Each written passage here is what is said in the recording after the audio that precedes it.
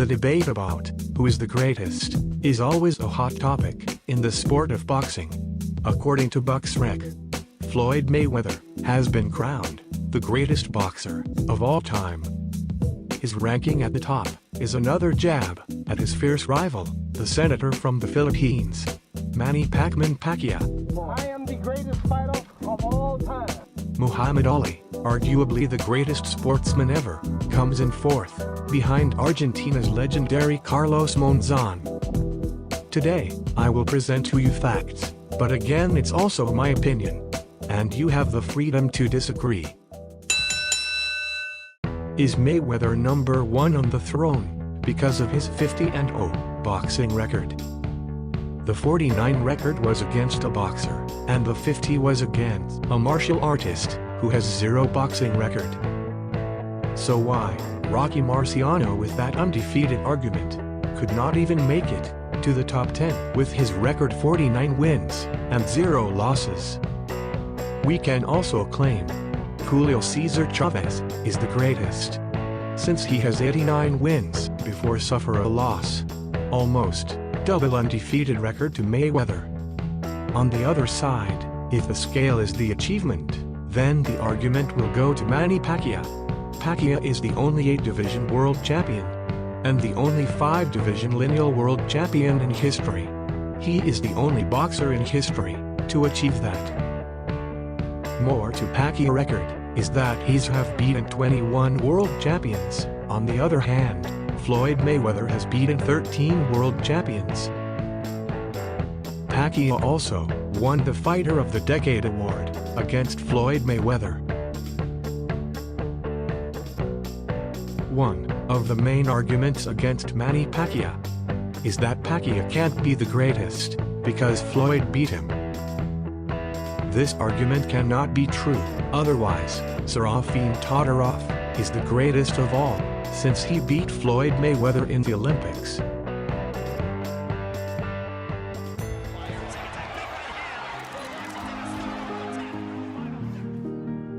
The greatest should not be about the money or how much he gained from the sport, but it's much more about how he influences people. The greatest is the one who can transcend the sports to become an advocate of justice in the most unfair times of history. The greatest is the one who can find ways to help and motivate people and apply social changes into most remote parts of the planet. I used to sleep in the street, starving, hungry. After all, boxing is the sport of people. They decide to choose the greatest. So let them choose. Who do you think is the greatest?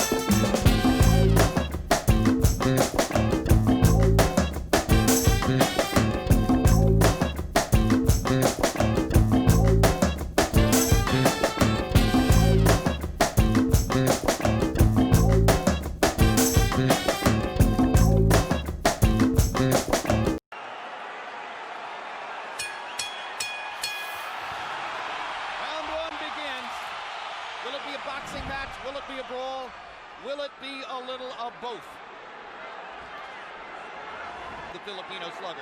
So Manny thinks that Morales is going to try to impose his size early, but tonight... you know, the fact that Morales wanted to use the puncher's gloves also created... First fight, Eric Morales had a contract that required both fighters to wear winning gloves. They are called pillows by some. They are more hand-fed Mexican and Mexican-American Morales rooters sitting next to and among ardent, spirited Filipino and Filipino-American rooters for Pacquiao. Another for the ring. Good jab by Morales. Sweeping right hand partially blocked. Now Pacquiao lands a right and a left. And another right hook. And a left hand over the top. The sheer... as compared to Morales. Even though Morales is landing, he seems to be still uncoordinated as compared to... Down goes Morales on a Pacquiao right hand. I just don't think he has the strength that is stamina to hold over Pacquiao. That was the fourth time in his career that Eric Morales has been knocked down. And he doesn't see the punches coming, Jim. Pacquiao again landing his straight left hand. Morales chases him and lands a right. They trade punches at the rope. And when they trade punches, Morales takes a gamble with Pacquiao's strength and power. Pacquiao is a... They have the last punch. Letting his hands go, Eric Morales threw 80 punches in the second round, but Manny Pacquiao... His jab is a lot better, even right to try to counter this fight than was the case in the first two fights. Solid left. And unlike some punchers, Manny does have head movement. Yeah, those is almost reminiscent of a little Aaron Proud, where he punches the body and then comes up on top.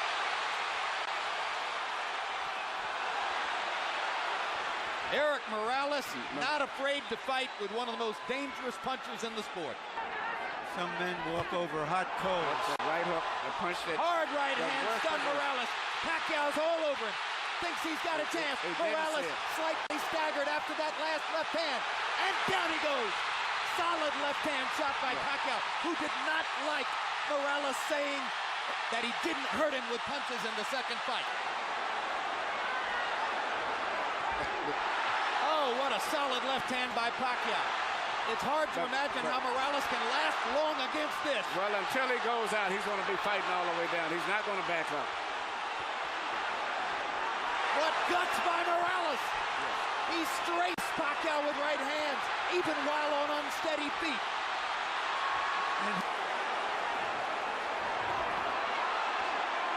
30 seconds to go.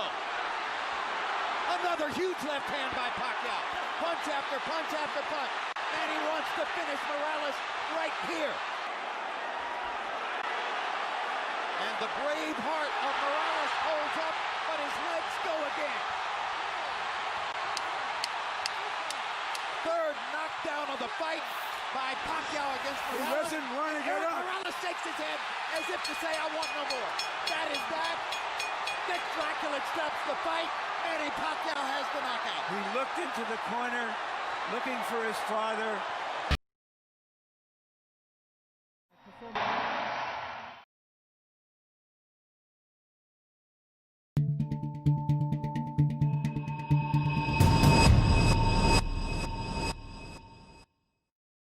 Game. He holds the prestigious record of being a FIFA World Cup winner on no less than 3 occasions, scoring 12 goals in 14 games at the finals. Born in the poor district of Três Corações, Minas Gerais, Brazil, on the 23rd of October in 1940, he remains the most famous footballer in history, and it is his achievements in the FIFA World Cup that have chiefly garnered that accolade. His entrance onto the world stage occurred during the 1958. The semi-final against France was billed as a contest between the young guided Brazil to the final, where they faced the hosts Sweden. Stockholm was the venue, and the stage was set for Pelé to prove his status as the young prodigy. Held aloft on the shoulder.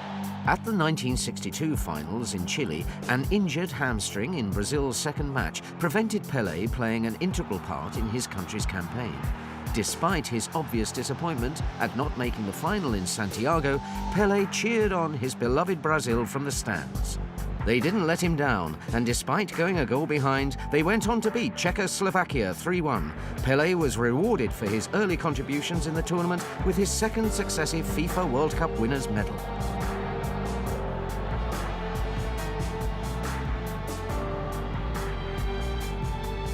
At the 1966 tournament in England, Pelé was the victim of some severe and unsavoury tackling from opposing players. He was heavily fouled in Brazil's third group match against Portugal and was eventually forced to leave the pitch. With Pelé battered and bruised, Portugal won the match 3-1 and Brazil went out of the tournament. In successive finals, the world was once again robbed of the great man's talents.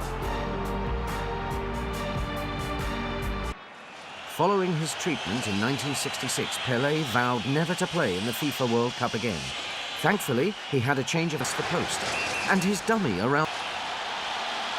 Brazil entertained on their way to the final, where they faced European giants Italy. Pelé led from the front. All of this deciding game, which was Pelé's last FIFA World Cup match, was memorable. Pelé was involved in 2 of the 9 passes that preceded Carlos Alberto's goal. In fact, it was he who nonchalantly played the simple square pass, the same one which had killed off Uruguay and England for Carlos Alberto to score. Brazil had delighted the fans with their free-flowing football en route to a 4-1 victory. Brazil won the right to keep the Jules Rimet trophy after winning it for the 3rd time, and Pelé's FIFA World Cup career ended on a high. In the 11th of December 2000, Pelé was named Player of the Century by FIFA's grand jury for his contribution to the game, and he remains a living legend.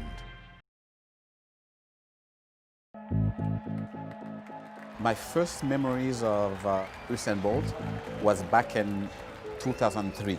It was for the World Youth Championship in Sherbrooke. At that time, I said to myself, this young guy, he could run 9.6. He's going to smash the world record.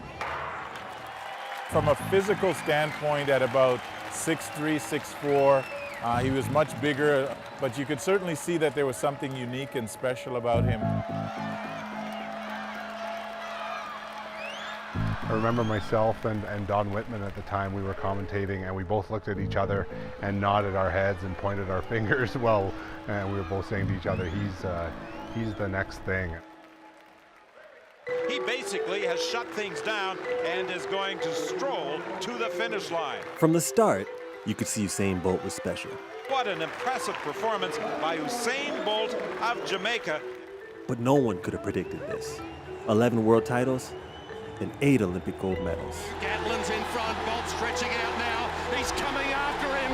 He's immortal now. To me, Usain Bolt is the greatest sprinter of all time. That's no question. I guess we shouldn't have been surprised at how dominant he became. At 6'5", his stride length is longer than anybody's. His turnover rate is quicker than the rest of the field. Do the math. Watch these strides right here. He goes from a metre behind to a metre in front. The big edge that he has, and compared to all the other sprinter, is height, and mostly here.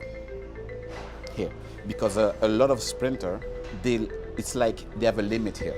Him, it's like there's no limit. Bolt oozes confidence. He single-handedly changed the image of the sports marquee event. It was very much kind of like a heavyweight prize fight, a lot of bravado, a lot of stare downs. And here comes this young, fresh sprinter who rolls his shoulders like he's dancing to reggae music all the time, who's always jovial with the crowd, who's always flashing a great smile. He really changed the personality of the men's 100 meters. I talk to people who don't even care about track. No, Usain Bolt. That's the kind of legacy he lives.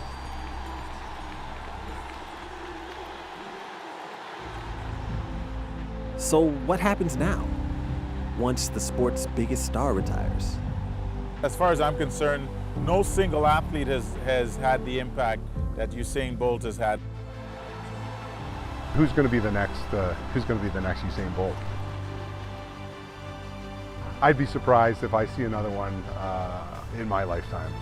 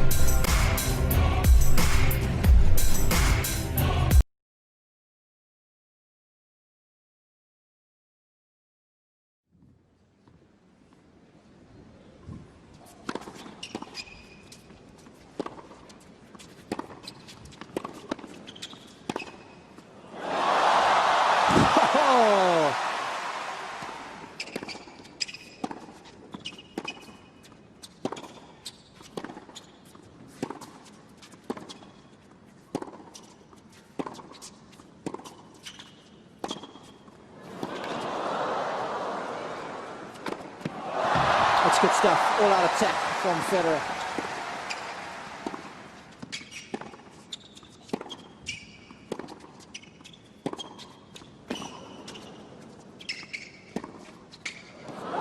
Yeah, that's brilliant.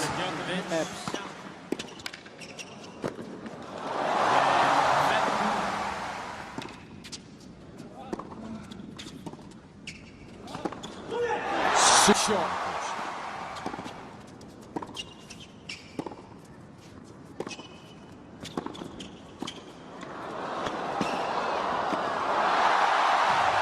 goes to show you, even somebody as quick as Djokovic struggles to catch up to a good volley.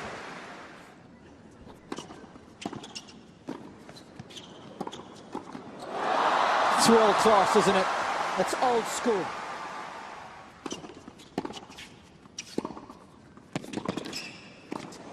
It's good tennis. No hesitation, that's the key.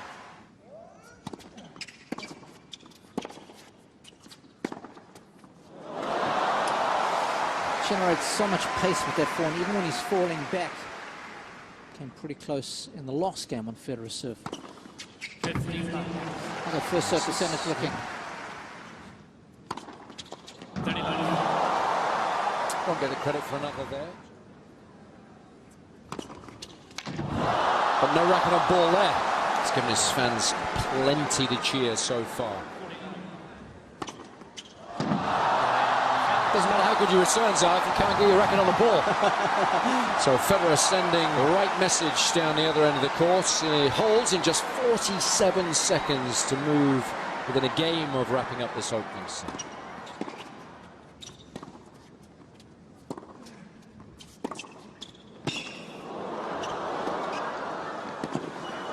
Oh, superb net coverage. Got nice and tight on it there to cut off that pass. Big aggressive move forward, that's key. And it's amazing the improvement we've seen throughout the course of the week, Robbie. We read the serve well that time. And if you can do that with a break, 2-1, second set. 15 love.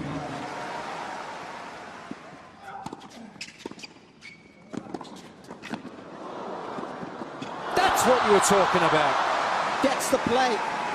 80% of the easy passing shots go cross court, and this time he is leaning, and he's got those reflexes like a mongoose on amphetamines.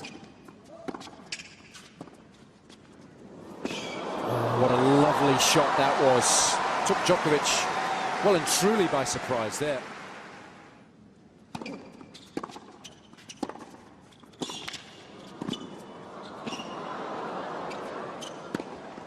Superb movements. Again, no indecision. All out attack, but this smash is excellent.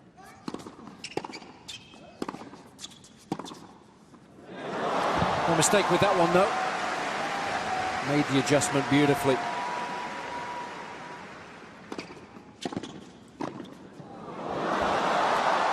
That's a crucial number. And 5 of 8 in the first set. So.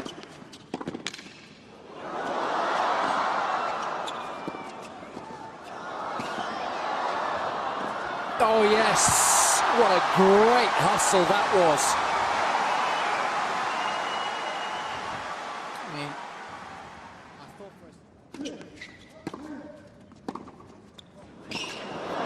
Federer just keeps coming at him.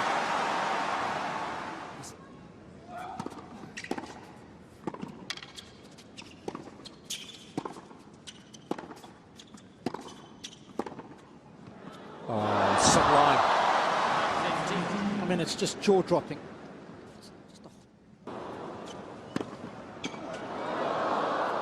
It's a pattern of play that's worked so very well for Federer this evening.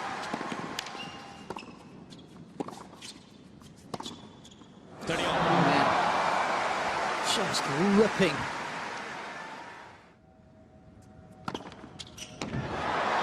There's a third match point.